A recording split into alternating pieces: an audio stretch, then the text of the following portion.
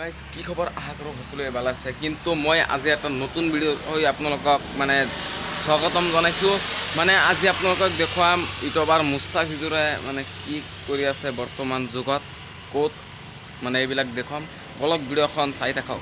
গোৱালপাৰা চহৰত ইতিমধ্যে তিনিটাকৈ শ্বপিং মল আছে, ক্ৰমে বিশাল মাৰ্কেট, ষ্টাইল বাজাৰ আৰু ডব্লিউ মাৰ্ট।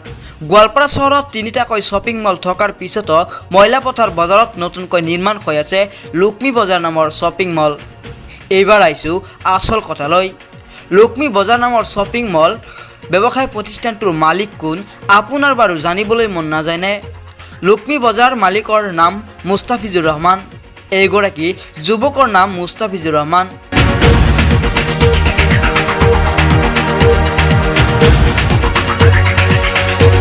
লক্ষ্মী বজাৰ শ্বপিং মলৰ স্বত্বাধিকাৰী।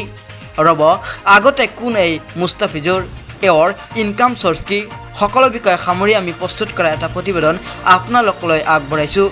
মুস্তাফিজুৰ ৰহমান বৰ্তমান সময়ৰ এগৰাকী জনপ্ৰিয় ইউটিউবাৰ।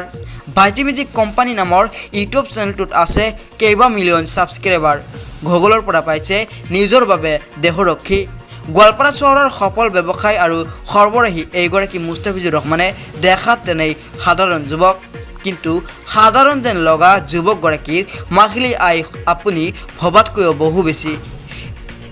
এটা সময়ৰ অতি দৰিদ্ৰ পৰিয়ালৰ এইগৰাকী যুৱক আজি আন 10গৰাকী যুৱকৰ উদাহৰণ হৈ পৰিছে।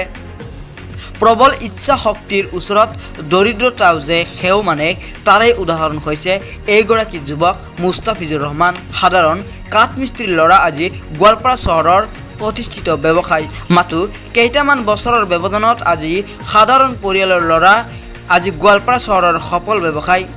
খুব কম সময়ৰ ভিতৰতে মুকলি কৰা হ'ব এই শ্বপিং মলটো। আন শ্বপিং মলৰ তুলনাত এই মলত যিকোনো সামগ্ৰীৰ দাম কম হ'ব আৰু প্ৰতিটো সামগ্ৰী ব্ৰেণ্ডেড হ'ব বুলি জানিব পৰা গৈছে।